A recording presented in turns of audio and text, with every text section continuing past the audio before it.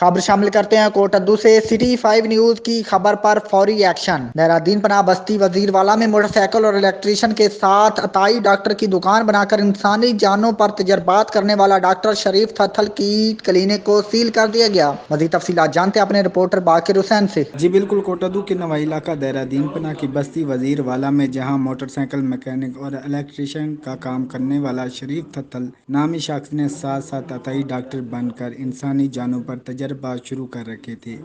City 5 पर खबर नशर होते ही महकमा हेल्थ की टीमों ने मौके पर पहुंचकर मोटरसाइकिल मैकेनिक डॉक्टर की दुकान सील कर दी। डॉक्टर मौके से फरार हो गया, जबकि हैदरगाजी में मौजूद इमरान नामी अताई डॉक्टर का भी क्लिनिक सील कर दिया गया। जी।